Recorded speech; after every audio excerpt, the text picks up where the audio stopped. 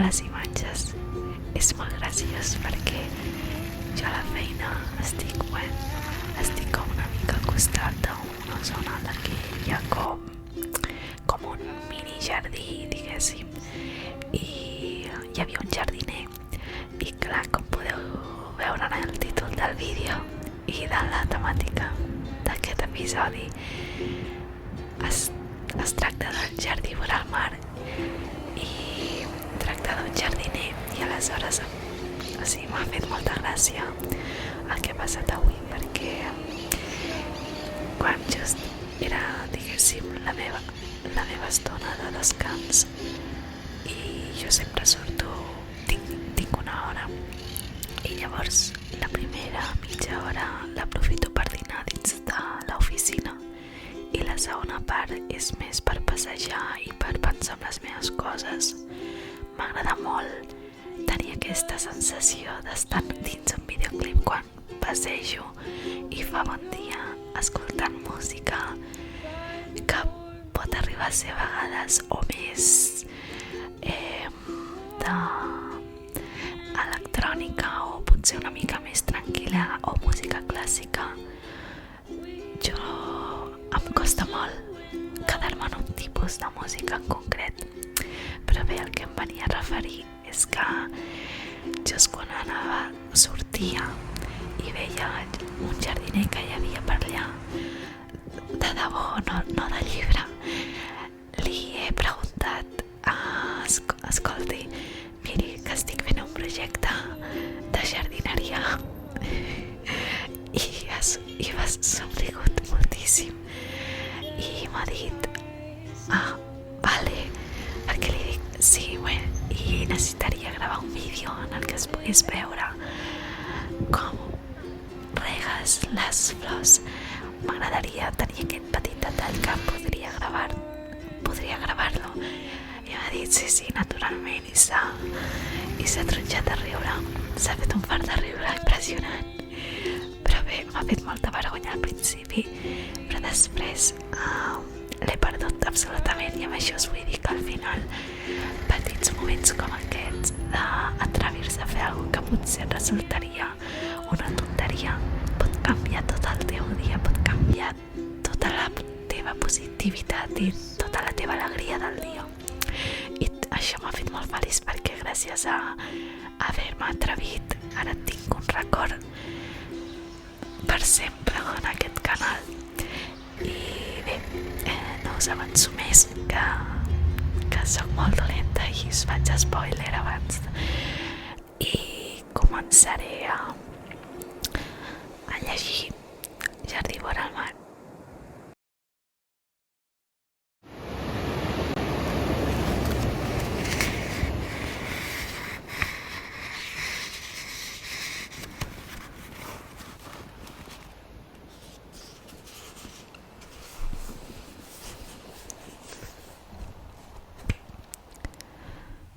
A mi sempre m'ha agradat molt saber les coses que els passen a la gent, i no perquè sigui un batxiller, és perquè estimo les persones i els amos d'aquesta casa me'ls estimava.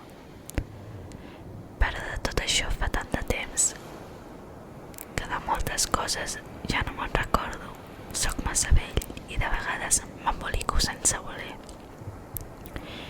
No calia passant a veure pel·lícules a l'Excelsior les temporades d'estiu quan venien amb els seus amics. N'hi havia un que pintava el mar, Feliu Roca es deia. Havia fet exposicions a París i em penso que a Barcelona és conegut i que ha guanyat molts diners amb aquesta estesa de blau. L'havia pintat de totes les maneres, tranquil, boig, amb les onades altes, amb les onades baixes, verd, de color de por,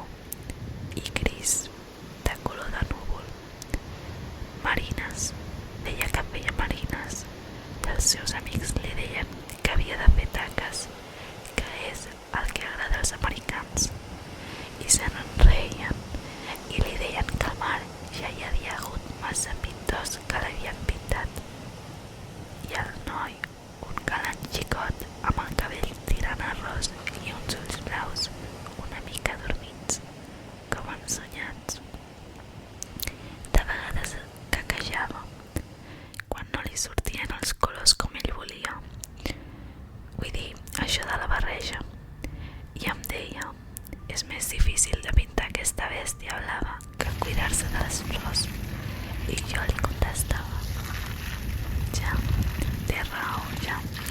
Les flors es fan soles. Potser per això té tan poc mèrit fer de jardiner.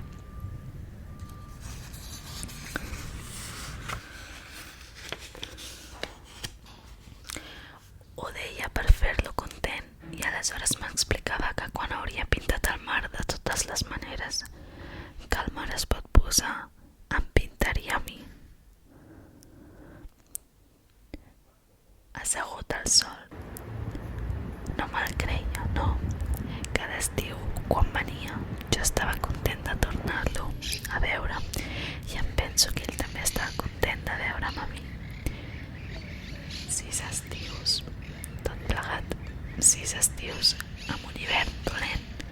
Una de les amigues eren 2 i venien sempre. Es deia Eulàlia, l'altra es deia Maragda.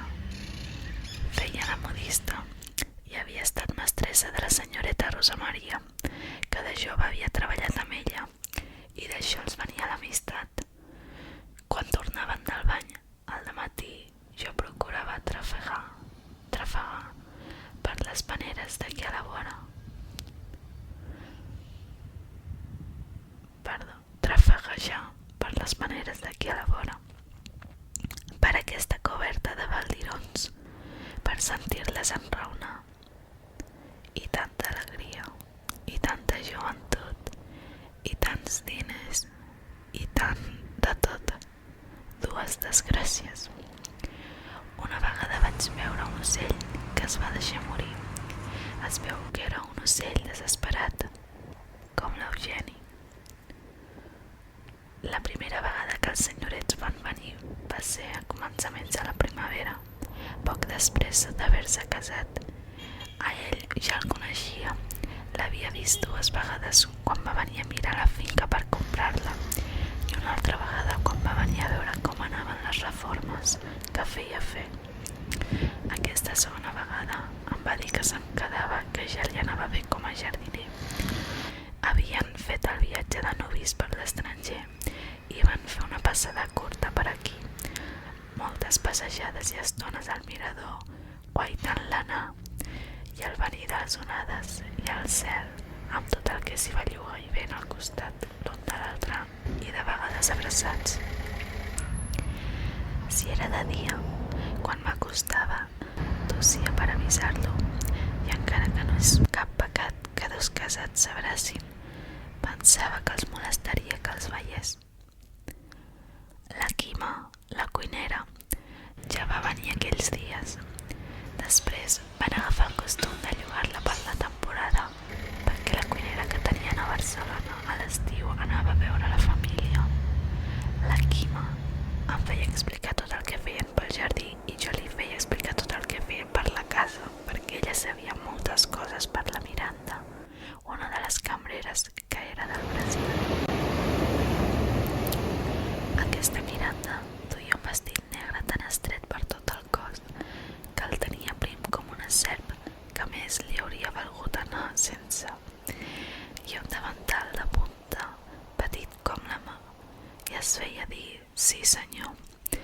Ara que no em podia explicar molt perquè passava poc. De vegades el senyoret Francesc posava una oliva a la boca de la senyoreta Rosa Maria i ella l'agafava amb les dentetes. Ell es veu que n'estava com boig. La Quima em va dir que quan la Miranda li ho explicava, ella, la Miranda, que més aviat era de color de pega dolça, es tornava blanca. D'enveja, deia la Quima, es veu que aquestes al Brasil són així. Un dia que ells havien sortit a passejar amb el cotxe, la Quima em va fer pujar dalt i jo tenia molta por que tornessin i ens atrapessin i em va dir: veuràs quines joies. El senyoret Francesc és un dels homes més rics a Barcelona i em va ensenyar moltes coses i totes va dir que eren de brillants i un collaret també amb una pera verda que menjava al mig. Gent rica de debò i confiada.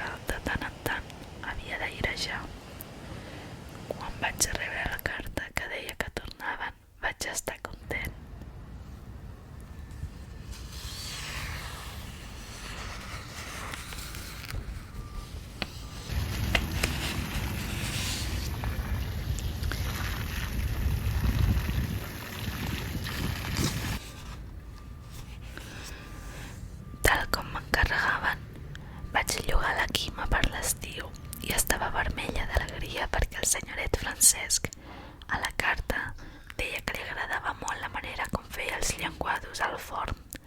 La Miranda va venir 2 o 3 dies abans amb maletes grosses i sense badaboca. Jo cap a les plantes a fora i ella a la pols a dintre. Van venir per mar.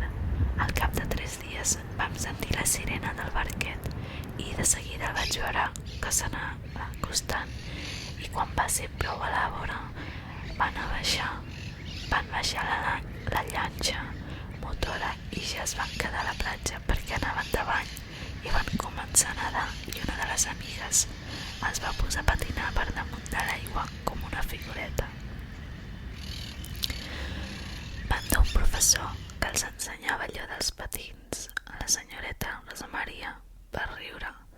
Em va preguntar si m'agradaria aprendre'n i li vaig dir que jo ja havia fet salat. Em va preguntar si tenia cap flor malalta i li vaig dir que, gràcies a Déu, totes estaven bé de salut. Vaig agafar la Mariona de cambrera, una noia del poble que jo coneixia de vista, molt joveneta, petita i polida com un palet.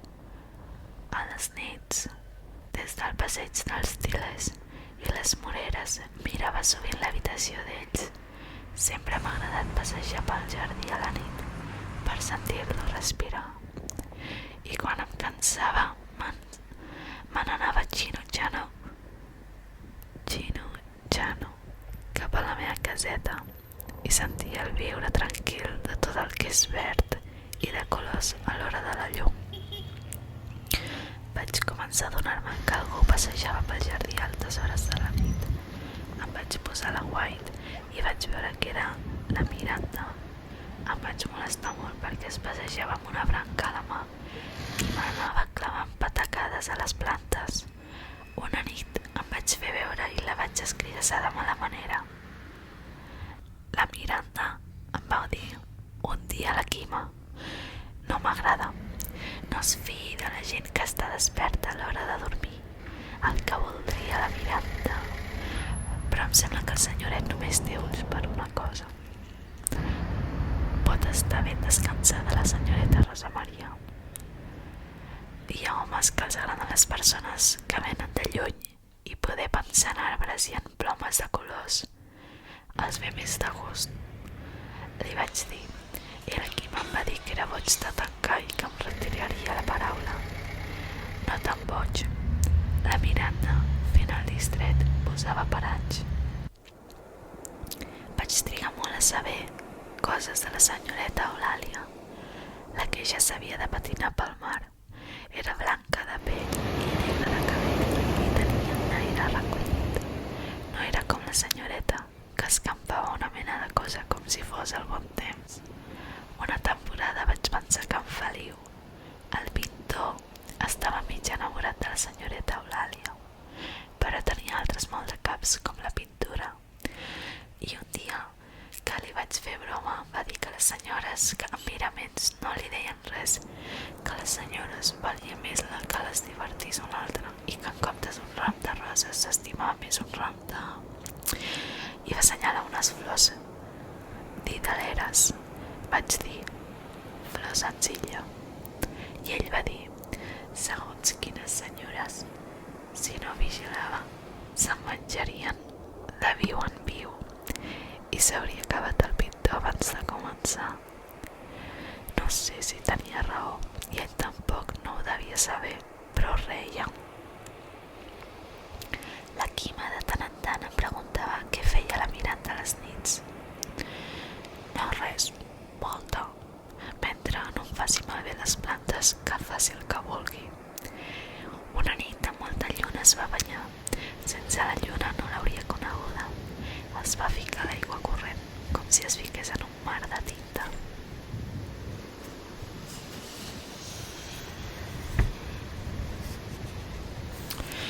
I quan va sortir de l'aigua brillava com una oliva. Es va estirar a la sorra i s'hi va estar tanta estona que em vaig pensar que s'havia dormit. I l'aigua, apa, apa, apa, ara vinc, ara me'n vaig. Vaig escarnir el cap de la granota i la Miranda, res, quieta com morta. s'ha de cantar, me'n vaig anar a dormir i quan començava a agafar el son, rau, rau, rau, al peu de la meva finestra. L'hauria matada, però vaig fer l'adormit i sempre més li vaig tenir mania. Un dia la senyoreta va venir a veure el jardí i li vaig ensenyar les plantes. Veu tot això tan menut, li vaig dir. Seran flors i quan vostès se n'aniran ja hauran florit i no quedarà res, només granets. La vaig deixar una mica parada perquè es veu que mai ningú no li havia explicat tan clar el que passava amb les petites plantes que es fan d'una llavor. Me la vaig mirar bé i era maca. Tenia una cosa que jo, com que sóc jardiner, no sé si sabré explicar. No sé explicar, sobretot coses de delicadesa. I encara que un jardiner sigui una persona una mica diferent de les altres, i això ens ve de tractar amb flors, també tractem amb la terra. Una cosa es pot dir que fa la balança amb l'altra. Però amb ella, vull dir, amb la senyoreta, era com si només tractessis amb les flors. Em faig embolics, em sembla, però la senyoreta m'agradava molt, per mirar-la només. A vegades li hauria dit, segui, que la miraré. No vaig gosar mai, esclar, però li hauria dit si no m'hagués pensat que, a més de creure que havia perdut l'enteniment, potser m'hauria despatxat. Fa temps que viu aquí, vostè? Em va preguntar en Feliu un dia que jo el mirava com pintava. Al poble? No, a la casa. De després de fer el soldat, en aquest jardí hi ha arbres que els he plantat jo i no pas els més joves. He conegut els propietaris, la senyora Pepa, que era una senyora amb un geni com un dimoni i vella com l'anar a peu. I el senyor Rovira, que era un tros de pa i que mai no es ficava en res. Però els propietaris d'ara em deixen millorar el jardí, sobretot amb flors de temporada, perquè des del primer dia em van dir que no estalviés. Li agrada el que pinto. Què vol que li digui? Per més que facin, a mi el mar m'agrada el natural. I un dia em va dir que m'assegués, que preparava color i que volia que li digués què em semblava, perquè ell els ulls li feien papalloes. I em va fer fregir perquè no acabava mai el mitjallet.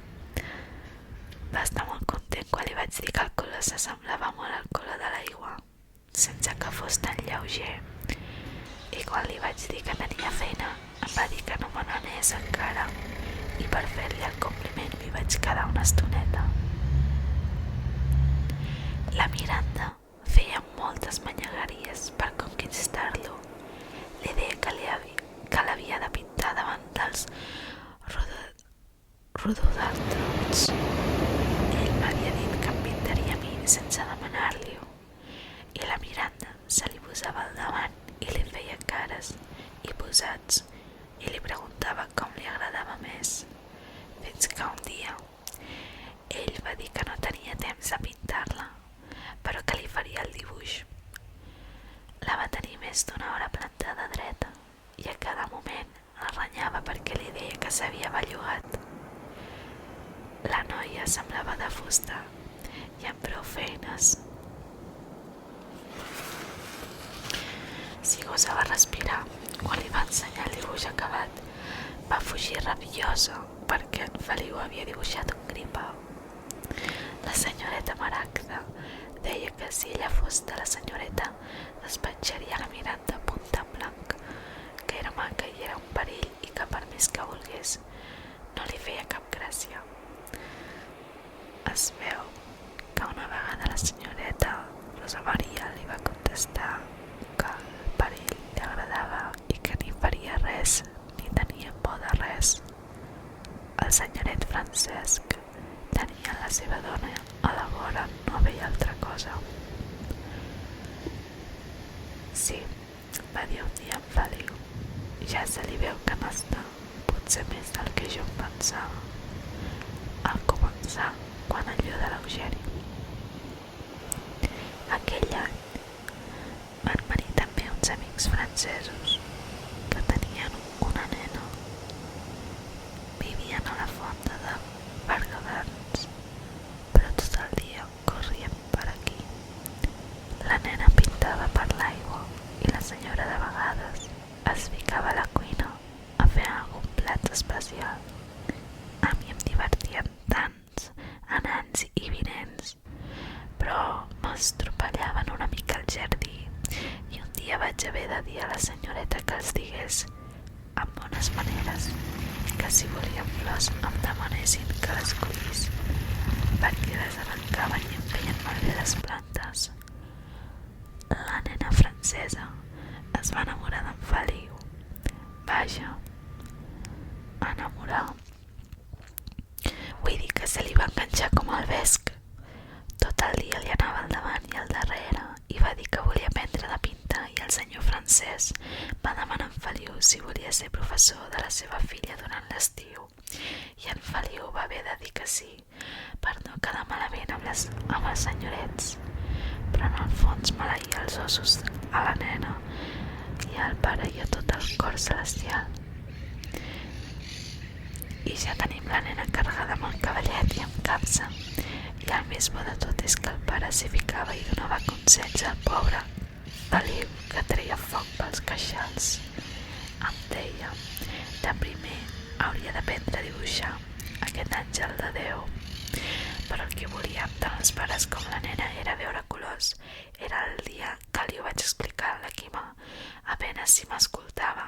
Va ser el dia que em va fer adonar que la senyoreta només anava amb les seves amigues. Al dematí es banyaven i després anaven a pobles de per aquí a la vora i s'hi quedaven a dinar. Els senyors anaven, com si diguéssim, per una banda i les senyores per l'altra. I la Miranda va tornar a la càrrega, però amb el senyoret Francesc. A l'acabament de l'estiu se'm va presentar el senyoret i em va dir que donarien una gran festa abans de marxar i que tragués la panera que hi havia entre les dues magnolieres. Em vaig pensar que no l'havia entès. Que què diu? Vaig preguntar-li, m'ho vaig tornar a dir i em va costar molt fer-me passar la sorpresa. Ara que la tenim florida de lliris de Perú i de pensaments d'Holanda, que es pensa que una panera florida és com una cadira, ara cap aquí, ara cap allà, però no em va quedar altre remei que treure-la i allungar la panera i van posar una taula d'arbre de 10 metres, ben bé de llarg. L'endemà m'estava entretenint amb els clavellets indis i ensumava aquella olor que fan tan amargueta quan se'm va acostar la Quima, eixugant-se les mans amb el davantal, i la primera notícia va ser: diu que llogaran extras. I què són? Ja ho veurem. I se'n van tornar molt capficada.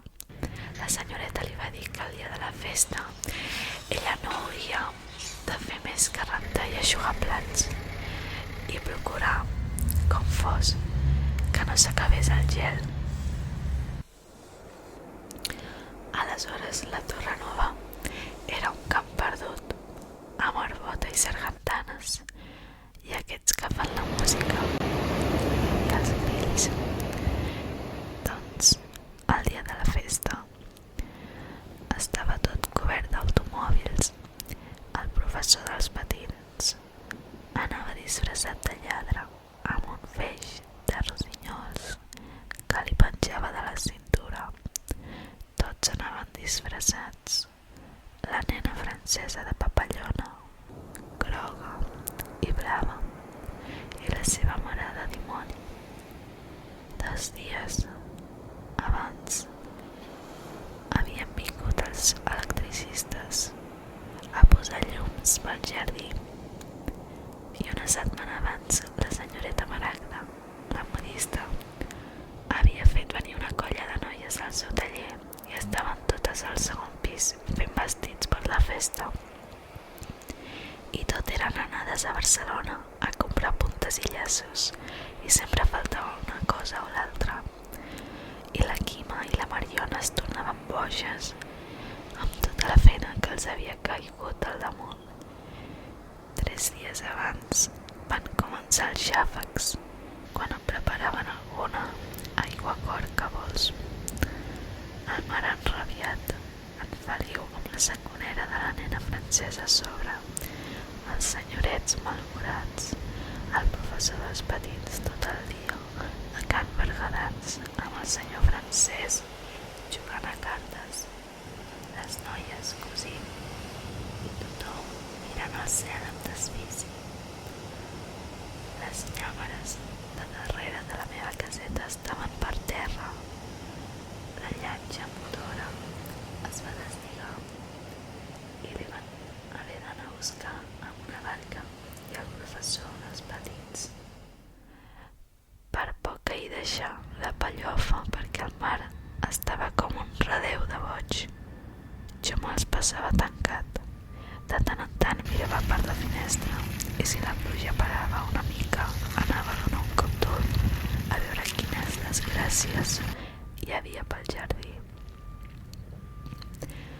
A la nit, cluc, cluc, cluc, els canals. I l'última nit de pluja va ser molt grossa, de trons i de llamps com si els regalessin. No podia dormir. Tenia la finestra oberta i veia els arbres i l'eucaliptus van-se d'una banda a l'altra i les fulles més pobres caien per terra i el sostre se m'hi van fer un parell de goteres. A la matinada tot es va calmar i la pluja queia compassada i petita. A les 10 va sortir el sol com un príncep i tot el mar es va fer blau. La festa va començar amb un castell de focs. La senyoreta Rosa Maria, quan em va venir a veure per dir-me si voldria fer el favor d'obrir les portelles dels cotxes i dir que els havien de deixar al camp del costat per no fer nosa, també em va dir que els homes dels focs podrien preparar les coses a la meva caseta i em van omplir el menjador de capses de coets que si s'hagués calat foc tot hauria volat. Tothom sap que és un castell de focs, esclar, però com aquell a mi em va semblar que no n'hi podia haver cap més al món. Va durar mitja hora, rellotge en mà, de margarides i d'estrelles i de rams de tots colors. Una figura eren estrelles i van estar potser un minut encantades a dalt del cel sense fondre's. Que jo de poc que m'hi quedo perquè m'aguantava la respiració sense adonar-me'n. En Feliu em va venir a trobar. Li agrada. Quin serà? Sap per què? Tota aquesta festa li vaig haver de dir que no ho sabia i aleshores em va explicar que la senyoreta Rosa Maria estava embarassada i que el senyoret Francesc ho havia volgut celebrar. Ni que m'ho haguessin jurat. Ens vam ajupir a l'hora perquè havien engegat una traca i molts coets i ens queien tot esquitxos de foc a sobre. En aquell moment es va presentar el senyoret Francesc molt enfadat. Què fa vostè aquí? Sí, miri, va de...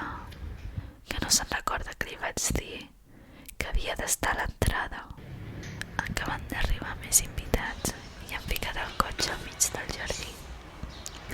Amb en Feliu vam anar a veure el cotxe i en Feliu hi va pujar i el va dur al camp. De tornada vam travessar per entre la gent i els músics ja tocaven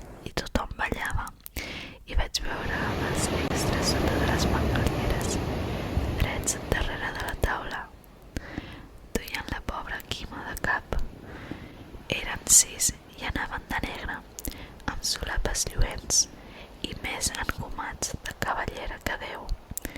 I tot d'una em vaig recordar que havia d'estar a l'entrada i me n'hi vaig anar com un llampec i m'hi vaig quedar plantat fins a les 11. Em sembla que ja estava bé. Després vaig tornar a veure com ballaven i em vaig mirar els extras de prop. Els havien dut a Barcelona i servien molt bé tot el que els invitats els demanaven. I amb molt bones maneres. La senyoreta Rosa Maria anava com de princesa, amb vels de color de fum, coberts de pedra, que brillaven, i amb els cabells deixats anar. A l'últim em vaig cansar de tanta gatzara i me'n vaig anar al mirador, però hi havia el senyoret vestit de calavera i dos senyors amb capa de seda, i perquè vaig poder casar parlaven de la tempesta i de la llanxa motora que havien tingut d'anar a buscar mentre tot bufava. Me'n vaig anar a la meva caseta i a la finestra de la part del darrere se sentien raonar. Com que amb les espardenyes no es fa soroll, m'hi vaig acostar ben arran i eren la senyoreta Eulàlia i la Maragda. No sé què vols més. T'hi havies casat, tu? Quines preguntes, però espero que passi alguna cosa. Quina cosa? Vaig tossir sense voler i elles van callar i van anar-se'n. Quan em començava a endormiscar, la Quima va venir a buscar-me cuita corrents. La Quima va venir a buscar-me cuita corrents a veure si volia fer el favor d'ajudar-les a la cuina perquè no donaven a l'abast a rentar plats.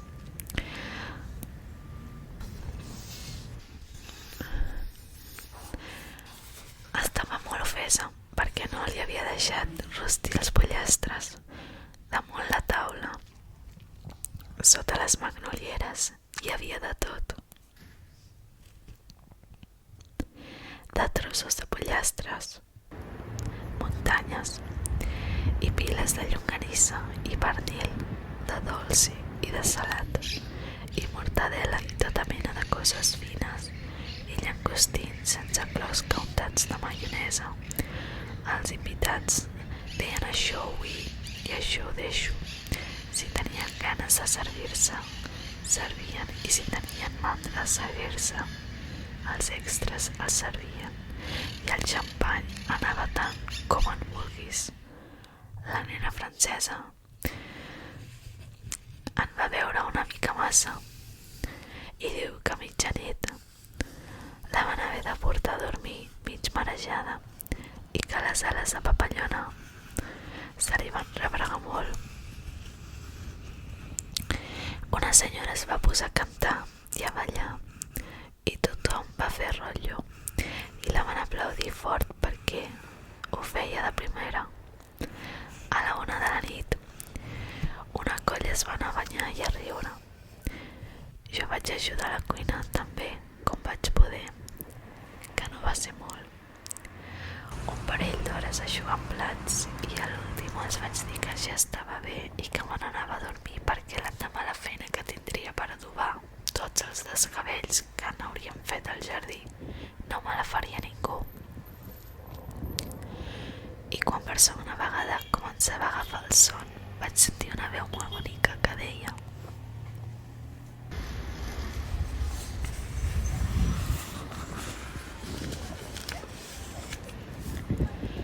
obri, obri, que dorm. Em vaig enfilar els pantalons tan de pressa com vaig poder i em vaig trobar amb la senyoreta que em duia un plat ple de menjar. Només faltaria que vostè no participés. I és molt mal fet que la Quima l'hagi fet servir de jugar plats. Se'n va anar i al cap d'un moment vaig sentir passos damunt de la sorra i pam, pam, i una veu d'home que preguntava: és vostè el jardiner? Sí senyor, vaig dir amb la boca plena.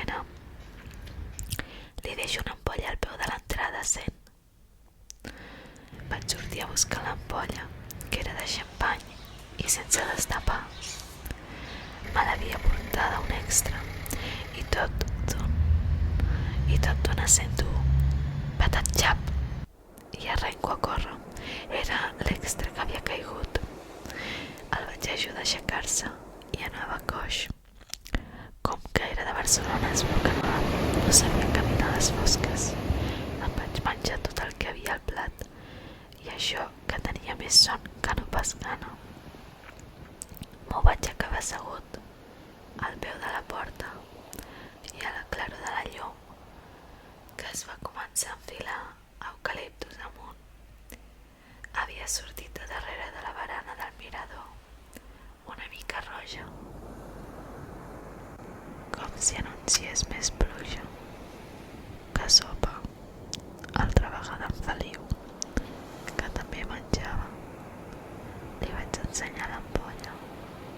Miri que m'han dut.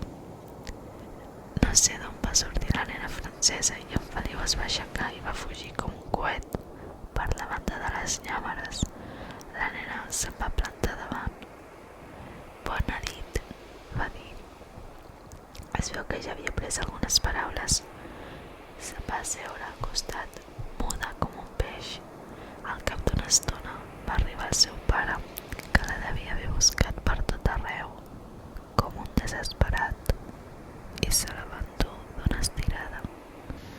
Anava vestit de cuiner i com que era bastant grossa, quedava clavat, i així que va desaparèixer. Altra vegada en Feliu tindrà un disgust, em va dir. Què ha passat? Li han ajagut les carolines. Vam anar de seguida a mirar-les. Una desgràcia diuen que mai no ve sola. Les carolines trepitjades i els llupins virolats. Tot era bo per llançar, com si una planta fos una eina que si es feia malbé se'n compra una altra igual. Encara ballaven i jo anava amb tota la sang pel cap. Uns quants invitats havien entrat a la casa i per una finestra oberta vam veure el senyoret francès que jugava al billar amb el professor dels patins. 3 senyors drets se'ls miraven. El senyoret de Calavera feia bastant mal efecte darrere del pàmpol verd. Va entrar a la Miranda amb una safata de copes i ampolles de licor. Un dels senyors que estaven drets, així que ella va haver deixat la safata, s'hi va acostar i li va aixecar el davantal i ella li va picar els dits a pressa i el senyor la va deixar estar. Ella va recollir les copes buides i encara no se les va poder endur totes perquè no li cabien a la safata. Vaig trepitjar una cosa tova. Era el braç d'un convidat que s'havia dormit damunt de l'herba i l'home va gemegar. Va ser una nit de bogeria, però tot va acabar bé. Quan em vaig a dormir sota el sol i la casa semblava morta, es van passar el dia al llit.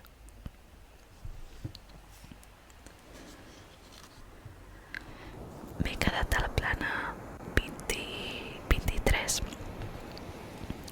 Ho deixaré aquí perquè m'estic quedant ja quasi sense veu i ja és bastant tard. Espero que us hagi agradat. No sé si continuaré la història. Si teniu ganes. No sé si hi ha una opció a l'Spotify per fer com un qüestionari i us puc preguntar, o si no m'ho podeu dir per Instagram, si us interessa que continuï llegint Jardí vora el mar, i si voleu que us llegeixi un altre llibre de la Mercè Rodoreda. Jo estic encantada. La veritat és que no me'n recordava de res de la història, però tenia un bon sentiment. I el jardiner li dic molt de carinyo perquè he estimat tant les seves plantes, són com les seves filles. Bé, espero que t'hagi relaxat. Jo m'estic adormint